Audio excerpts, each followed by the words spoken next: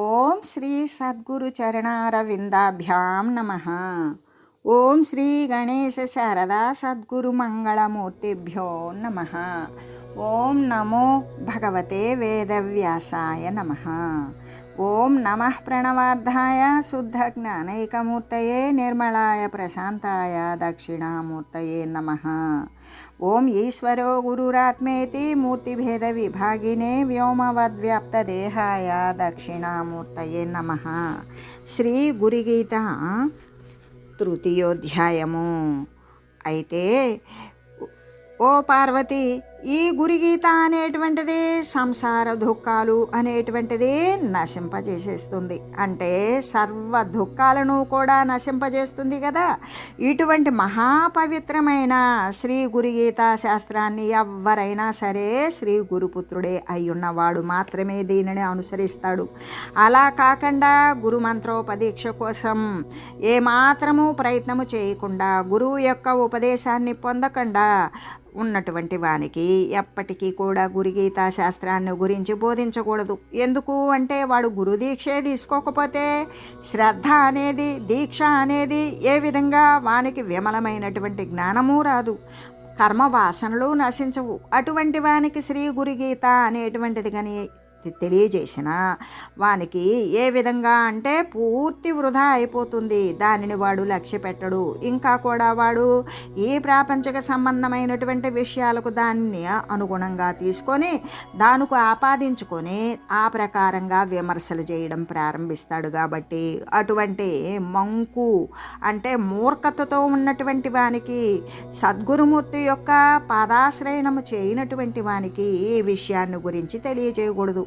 జ్ఞానం లేని దోషము చేత వాడు ఈ జ్ఞానవంతమైనటువంటి శాస్త్రం యొక్క ముఖ్య సారాంశాన్ని పట్టి ఉంచలేడు. అటువంటి వారికి గురుగీత పారాయణాన్ని గురించి కూడా ఏమాత్రము కూడా చెప్పకూడదు అని చెబుతూ, ఓ పార్వతి, ఓ మహేశ్వరి వినుము. ఈ గురుగీతా శాస్త్రము అనేటువంటిది తత్వశాస్త్రాల్లోకి అన్నింటికీ కూడా, తత్వశాస్త్రము అంటే శాశ్వతమైన పరమాత్మ తత్వాన్ని గురించి తెలియజేసేటువంటి జ్ఞాన సారవంతమైనటువంటి శాస్త్రం. కాబట్టి ఆ తత్వశాస్త్రాలలో కూడా ఇది ఎలా ఉన్నది అంటే రహస్యమై ఉన్నది. పోనీ దానిని గురించి తను స్వంతంగా తెలుసుకోగలడా? తెలీదు. అనేక రకాలైనటువంటి అనుమానాలకే నిలయమై ఉంటుంది. ఆ అనుమానాలు అనేటువంటివి సద్గురువు యొక్క సమక్షంలో మాత్రమే వాటిని నివారించబడతాయి. కాబట్టి అంత జ్ఞానవంతమైనది కాబట్టి ఏ శాస్త్రంలో చూసినా ఈ యొక్క జ్ఞానము అనేది ఎలా ఉంటుందంటే రహస్యంగా ఉంచబడుతుంది. అది శాశ్వత వస్తు పరవస్తు స్వరూపుడైన పరమాత్మ స్వరూపుడే అయిన శ్రీ సద్గురుమూర్తి ద్వారా మాత్రమే ఆ సమస్యకు పరిష్కారం దొరుకుతుంది. కాబట్టి ఇది ఇతర శాస్త్రాల్లో చూసామా ఉంటుంది, కానీ స్పష్టంగా అర్థం కానిదై ఉంటుంది. కానీ సర్వశాస్త్రాలకు కూడా సారం ఏమై ఉంటుంది అంటే శాశ్వత వస్తువే సార ఫలితమై ఉంటుంది. ఇంకా వేదాంత శాస్త్రాలలో కూడా ఇది పరమ రహస్యమై పరమ గుప్తమై ఉంటుంది. అన్ని శాస్త్రాల యొక్క సారాంశం ఏమిటి అంటే పరబ్రహ్మ వస్తు స్వరూపమే, రెండవది లేదు అనే విషయాన్ని బోధిస్తూ ఉంటుంది. అంటే సకల వేదాంత శాస్త్రాలలో కూడా ఇది శ్రేష్టమైనటువంటి జ్ఞానతత్వం. అంటే జ్ఞానం అన్ని శాస్త్రాల్లో బోధిస్తారు కదా అంటే బోధిస్తారు. బోధించేటువంటి వాడు వేరు, తనంతటికి తను అధ్యయనం చేసేటువంటిది వేరు. తను అధ్యయనం చేసిన వాడైనా ఏమని చెప్తుంది అంటే ఇది గురుముఖత తెలుసుకో అనే తెలియజేస్తుంది శాస్త్రం. అప్పుడు మళ్ళీ కూడా ఆ శాస్త్రాన్ని అనుసరించినటువంటి వాడు తప్పనిసరిగా గురువును ఆశ్రయించవలసిందే. గురువు ద్వారా ఏమవుతుంది అంటే శాస్త్రాన్ని అధ్యయనం చేస్తే శాస్త్రజ్ఞానం లభిస్తుంది. గురువును అనుసరిస్తే, ఆ విధంగా గురువును ఆశ్రయిస్తే గురువు యొక్క కరుణ లభిస్తుంది. ఆ గురువు యొక్క కరుణ ద్వారా భక్తి ఇనుమడించి గురువును అనుసరించినప్పుడు ఆ జ్ఞానం యొక్క అనుభవ సిద్ధి అనేది జరుగుతుంది. అందుకని ప్రతి ఒక్కరికి అనుభవ సిద్ధి లేకపోతే మనం అనేక పదార్థాలను గురించి మనకు బాగా ఆకలి వేస్తుంది. అనేక పదార్థాల గురించి మనం ఏం చేస్తాం అంటే ఆ పదార్థం అయితే ఇంత బాగుంటుంది, ఇదైతే కడుపు నిండుతుంది, ఇదైతే ఇంత తక్కువ వస్తుంది, ఇదైతే అంత ఎక్కువ వస్తుంది, ఇది ఈ రకరకాల పదార్థాలతోటి ఆ పదార్థం తయారు చేయవచ్చు, తినవచ్చు, అది తింటుంటే చాలా మధురంగా ఉంటుంది, బలవర్ధకం అవుతుంది, ఆరోగ్యవంతమవుతుంది అని అనేక రకాలుగా మనం ఆ తినే పదార్థాలను గురించి ఉపన్యాసాలు దంచినంత మాత్రాన మనం తినకుండా ఆ పదార్థాన్ని తయారు చేసుకొని తినకపోతే మనకు బలం చేకూరే మాట అటుంచు, ముందు ఆకలి తీరుతుందా? తీరదు కదా. ఆకలి తీరాలి అంటే పదార్థం పచనం చేయాలి. ఆ పక్వమైనటువంటి పదార్థాన్ని తిన్నప్పుడు మాత్రమే. అయితే ఇప్పుడు మనం ఏ పదార్థం ఉన్నది అంటే ప్రాపంచిక సంబంధమైన పదార్థం ఉన్నది. ఆ పదార్థాన్ని తింటూ మనం మోక్షతత్వం అనే పదార్థాన్ని గురించి మాట్లాడితే మనకు మోక్షం వస్తుందా? రాదు. ఆకలితో ఉన్నవాడు పదార్థాన్ని గురించి మాట్లాడుతూ ఉంటే పదార్థం చెప్పుకున్నంత మాత్రాన పదార్థం కడుపు నింపదు. చేసుకొని తిన్నప్పుడే ఆకలి తీరుతుంది. అలాగే ఈ ప్రాపంచిక సంబంధమైన అజ్ఞాన స్థితిలో ఉండి ఈ యొక్క పరమాత్మ వస్తుతత్వమైనటువంటి జ్ఞానాన్ని గురించి మాట్లాడుతూ ఉంటే అవన్నీ కూడా పైన కల్పించుకున్నటువంటి మాటలే.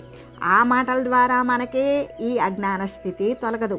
ఈ జ్ఞానస్థితిలో మనం ఆరూఢులము అవలేము. జ్ఞానస్థితి అనేది అనుభవ సిద్ధి, విజ్ఞాన పరంపర.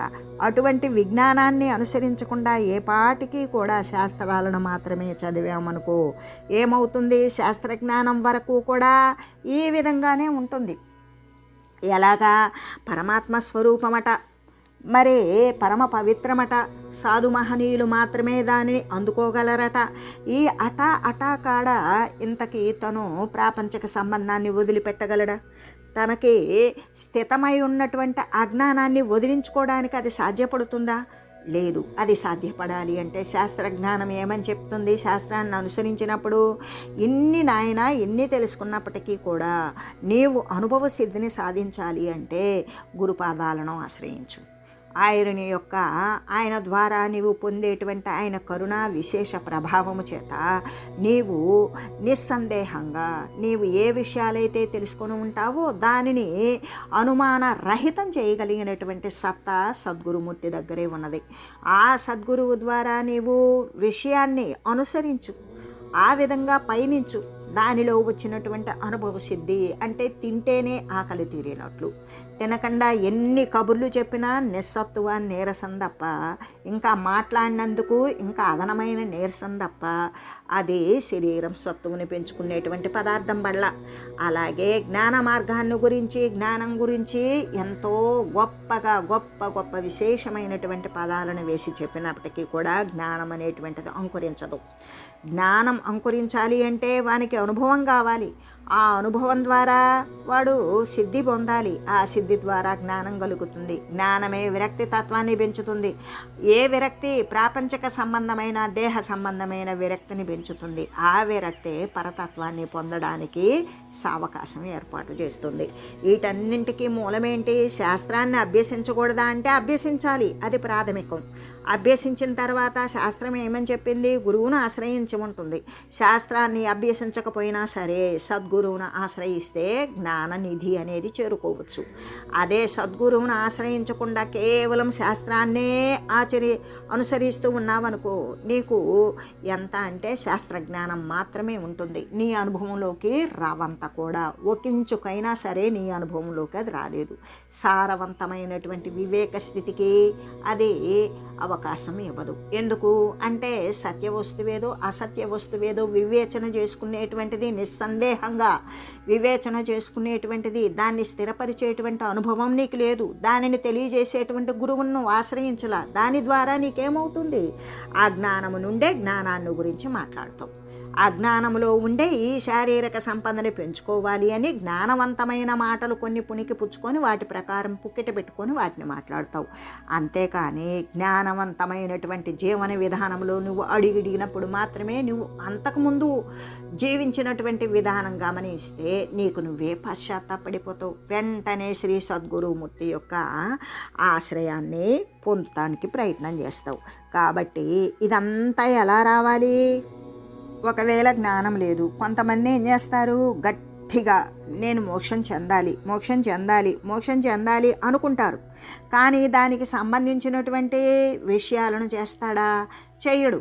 దానికి సంబంధించినటువంటి శాస్త్రాధ్యయనం. శాస్త్రం ఏం చెప్పింది? సద్గురువును ఆశ్రయించమన్నది. సద్గురువును ఆశ్రయించావా? లేదు. సద్గురువును ఆశ్రయించకపోతే నీకు జ్ఞాన మార్గం అనేది ఎలా తెలుస్తుంది? ఆ సూత్రధారుడు, ఆ సూచకుడు ఈ విధంగా సూచన ఇచ్చిన ఆయన ఇలా పయనించు అని వానికి వచ్చేటువంటి ప్రతి అనుమానాన్ని రహితం చేస్తూ నడిపింపజేయగలిగినటువంటి సద్గురుమూర్తి దగ్గరకు చేరినప్పుడు మాత్రమే అటువంటి జ్ఞానావకాశం అనేది కలుగుతుంది. వానికి అనుభవ సిద్ధి అనేది జరుగుతుంది. అయితే ఇక్కడ ఒకవేళ ఎవ్వరికీ ఏమీ కలగదు, కలిగినా కూడా మోక్షం చెందాలి. మోక్షం అనేటువంటిది సారభూతమైన వస్తువు. ఈ వచ్చిపోయేటువంటి సంసార స్థితులు మనం పడలేము. అయితే మోక్షం చెందాలి అంటే ఇప్పుడు కాదు, కాస్త బంధాలు ఉన్నాయి, కొంచెం సమస్యలు ఉన్నాయి, కొన్ని బాధ్యతలు ఉన్నాయి. ఇవన్నీ నెరవేర్చుకొని అప్పుడు నేను సద్గురుమూర్తిని ఆశ్రయిస్తాను అంటే అప్పటి వరకు కూడా నీ శరీరం మరే రోగాల పాలు కాదని, నీ శరీరం భూపతనం కాదని, నీ శరీరం నుండి ప్రాణస్పందం వేరు కాదని ఎవరైనా చెప్పారా? ఏదైనా రాసిచ్చారా? అంటే నీ శరీరానికి ఇంత అని గ్యారంటీ ఉన్నదా? లేదు కదా. లేనప్పుడు ఏం చేయాలి? ఎంత త్వరపడాలి అని చెబుతూ, గట్టిగా మోక్షకాంక్షయును గల్గదు భూమి నేరికిన్, అట్టి విచారమెవ్వరినైనా నొకానొక వేళ గల్గినన్, కట్టడి నేడు రేపనుచుగాలము బుచ్చును గాని ముక్తి చేపట్టడు, బ్రహ్మకల్పములు బాయక తానిల నుండునట్లుగన్. ఎందుకు అంటే అపురూపమైనటువంటిది మానవ శరీరం. ఈ మానవ శరీరంలోనే జ్ఞానము అనేటువంటిది అందిపుచ్చుకోవడానికి అవకాశవంతమైనటువంటి మానవ శరీరం. అదే జ్ఞానం లేకపోతే ఏమవుతుంది? జ్ఞానేన హీన తత్వస్మి సమాన. జ్ఞానం లేకపోతే పశువులతో సమానమే. అందుకే జంతువునాం నరజన్మ దుర్లభం. దుర్లభమైనటువంటి, ఎంతో అసాధ్యమైనటువంటి, అపురూపమైన, అమూల్యమైనటువంటి మానవ దేహాన్ని పొంది జ్ఞానాన్ని అనుసరించకపోతే వాని యొక్క శరీరం పొందినందుకు ప్రయోజనం ఏంటి? ఒకవేళ ఒక్కొక్కరు కొంతమంది యొక్క సత్సాంగాల్లోనో లేదా సాధు మహనీయుల ద్వారా ఎప్పుడన్నా సందర్శించి విన్నటువంటి వాక్యాల్లోనూ వాడికి మోక్షతత్వాన్ని పొందాలి అని ఉంటుంది. ఇక్కడ మోక్షతత్వము అంటే శాశ్వతంగా కోరికలను వదిలివేసుకోవడం. తనకిష్టమైనటువంటి వస్తువేదో దానిని వదిలివేయడమే మోక్షము అంటే. ఇంకేమీ లేదు. మోక్షము అంటే అదొక పెద్ద వస్తుతత్వము అనుకోవడానికి ఏమీ లేదు. వానికి అంతర్గతమైనటువంటి బాహ్య సంబంధమైన కోరికలను శాశ్వతంగా వదిలివేయగలిగితే వాడు మోక్షస్థితిని పొందినట్లే. అయితే అటువంటి స్థితి ఎవరికైనా, ఒకవేళ నేను మోక్షాన్ని పొందాలి, నా మోహం నశించాలి అని ఎవడైనా ఒకవేళ అనుకున్నా కూడా, ఏది మహనీయుల యొక్క కొద్ది సమయం, కొన్ని సెకనుల యొక్క సామీప్యం వల్ల వాడికి కలిగినటువంటి ఆ మంచి వాసన కూడా ఏమనుకుంటాడు అంటే, గట్టిగా మోక్షకాంక్షయును గల్గదు భూమి నేరికి. ఎవరికైనా సరే మోక్షాన్ని పొందాలి అనేటువంటి విచారం, అనే ఆలోచన ఎవ్వరికీ కలగదు. అట్టి విచారమవ్వనినైనా అంటే ఒకవేళ అటువంటి విచారము, నేను మోక్షాన్ని పొందాలి, ఈ సంసార జంజాటం వదిలించుకోవాలి, మోక్షతత్వాన్ని పొందాలి అని ఒకవేళ ఎవరికైనా ఒకవేళ కలిగితే, ఒకనొకవేళ కలిగినన్, ఒకవేళ అనుకోకుండా తారసపడి వాని యొక్క సద్వాసన బయటికి వచ్చి వానికి మోక్షం చెందాలనే కోరిక పుట్టింది పో, వాడు కూడా ఏమనుకుంటాడు? కట్టడి నేడు రేపనుచుగాలము బుచ్చును గాని. అంటే నాకు కొన్ని బాధ్యతలు ఉన్నవి, ఈ బాధ్యతలు అయిపోతే నాకు ముఖ్యమైన పనులు కొన్ని ఉన్నవి, అవి ముగించుకొని, లేదు కొంతకాలం జరిగిన తర్వాత చాలా చాలా సమస్యలు పట్టి పీడిస్తున్నవి, ఆ సమస్యలన్నీ తొలగించుకొని శాంతివంతమై అప్పుడు నేను ముక్తితత్వం గురించి ఆలోచన చేస్తాను అని ఇలాగా రేపనో మాపనో, పిల్లలు పెళ్ళయ్యాకనో, ఎంత సంపాదించినాకనో, వాళ్ళ సమస్యలు తీర్చినాకనో, నా బాధ్యతలు నెరవేరినాకనో, ఇలా కారణాలు సొడ్డులు వంకలు పెట్టుకుంటూ ఏం చేస్తాడు అంటే, రేపని మా పని, ఆ తర్వాతని, కొంతకాలం తర్వాతని, ఇప్పుడే కాలం ఏం ముంచుకుపోయింది అని తర్వాత ప్రయత్నిద్దామని ఇలా కాలం పుచ్చుతాడే కానీ ముక్తి చేపట్టడు, బ్రహ్మకల్పములు బాయక తానిల నుండునట్లుగన్. ఏ ముక్తత్వం అయితే ఉన్నదో, దృశ్యమాన సంబంధము నుండి, శరీరము నుండి, ఈ అనిత్య స్వరూపాల నుండి మరి తాను ముక్తత్వము చెందాలి, పరమాత్మ వస్తువును అంటి ఉండాలి అనే విషయాన్ని గురించి వాడు గట్టిగా ఎటువంటి ప్రయత్నము చేయకుండా రేపు మాపు అనే వాయిదాలు వేసుకుంటూ ఉంటాడు. వాడేదో బ్రహ్మకల్పాలు కూడా ఈ శరీరంలో ఇలాగే నిలబడినట్లుగా అపోహ చెందుతూ, శరీరానికి ఎప్పుడు పతనం అనేది ప్రారంభమవుతుందో, ఎప్పుడు పడిపోతుందో తెలియదు. పడిపోతే మళ్ళీ ఇటువంటి జ్ఞానవంతమైన దేహం వస్తుందా తెలియదు. అయినా కూడా వాడు ఇటువంటి వాయిదాలను వేసుకుంటూనే గడుపుతూ ఉంటాడు అని చెబుతూ, అందుకే ఇటువంటి వేదాంత శాస్త్రాలలో కూడా ఇది శ్రేష్టమైనటువంటి జ్ఞానతత్వం. వేదాంతం మనకేమని చెప్తుంది? త్వరపడు, మరి ఆలస్యమయ్యే కొద్దీ కూడా అది విషయంలా పరిణమిస్తుంది. నీ ఆలోచనలు సంఘపరంగా దృఢపడతాయి.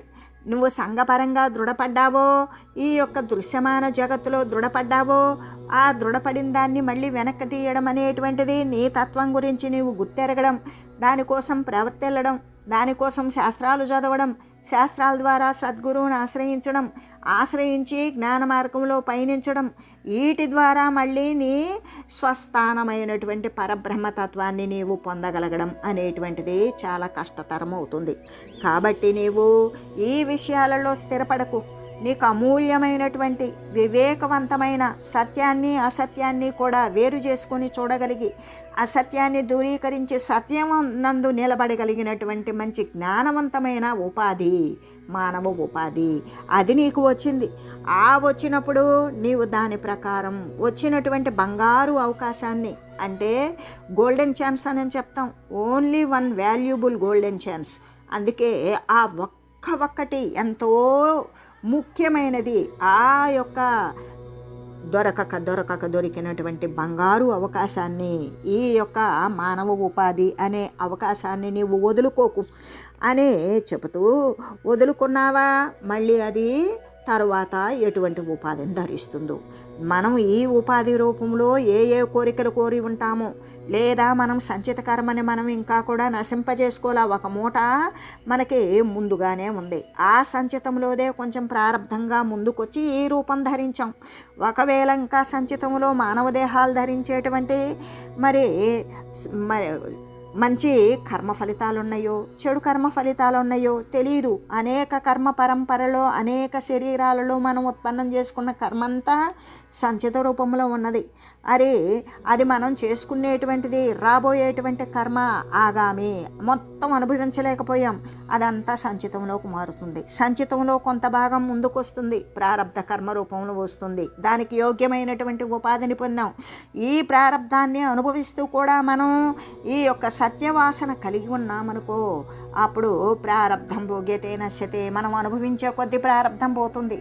కానీ దీనిలో మనం సంపాదించేటువంటి ఏ యొక్క జ్ఞాన సంబంధమైనటువంటి లేశమాత్రమైన సంచితాన్ని కూడా నశింపజేసేటువంటి జ్ఞానాగ్నిగా అది పరిణమించవచ్చు. కాబట్టి అంటే మనకి ఏమని చెప్తూ ఉన్నారు? ఈ వేదాంత శాస్త్రాలలో కూడా ఇది శ్రేష్టమైనటువంటి జ్ఞానతత్వం, శాశ్వతమైనటువంటి తత్వాన్ని తెలియజేసేటువంటి జ్ఞానం, అదే విజ్ఞాన తత్వం. కాబట్టి దీనిని పరబ్రహ్మతత్వమనందు అభిరుచి లేక, ఏ పరబ్రహ్మ శాశ్వతమైన పరమాత్మ స్వరూపాన్ని గురించి సర్వము నిండి తాను కూడా అదే అయ్యున్నా, అంటే తను అది అని తెలియకపోవడం వల్ల పరిచ్ఛిన్నమైనటువంటి వ్యక్తి రూపంలో దాని పట్ల పరవస్తు స్వరూపమైన పరమాత్మ తత్వమునందు, అంటే ఆ తత్వాన్ని పొందనంతసేపు తనకి పరమాత్మ తత్వం పరవస్తు స్వరూపమే. అప్పుడు అభిన్న రూపం ఎప్పుడవుతుంది? తన తత్వాన్ని తను పొందినప్పుడు, తన ఇంటికి తను చేరినప్పుడు, తన సదనాన్ని తను స్థిరపడినప్పుడు. అప్పటిదాకా అది పరవస్తు స్వరూపమే కదా.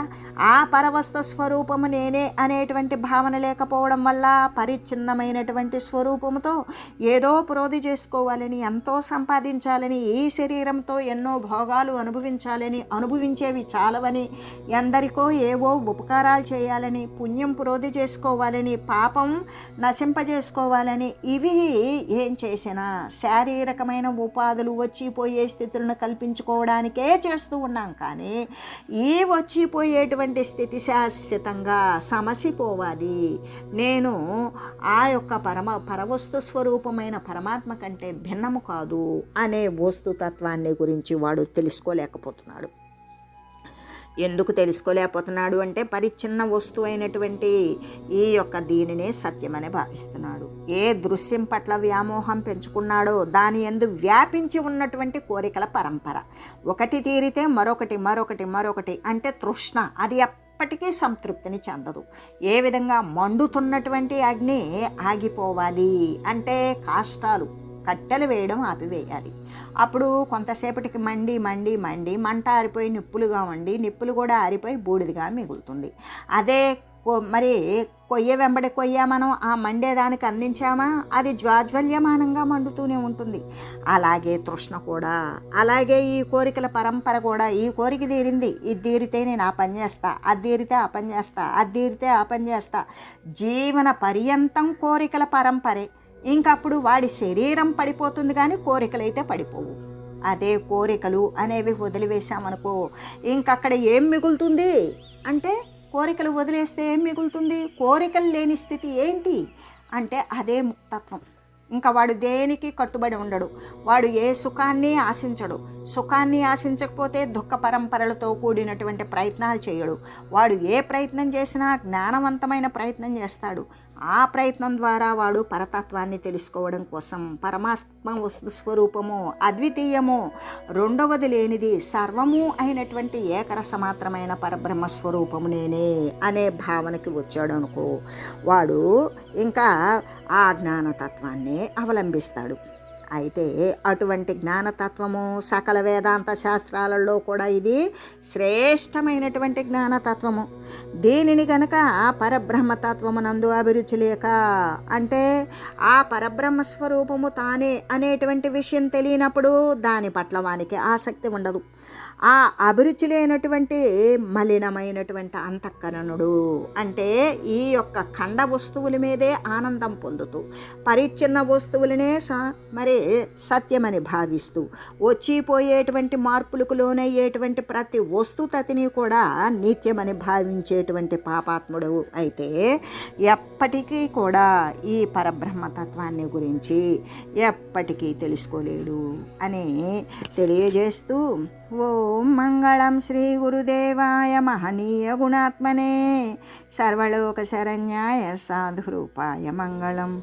ఓం లోక సమస్త సుఖినో భవంతు. ఓం శ్రీ సద్గురు పరబ్రహ్మార్పణమస్తు. ఓం తత్సత్.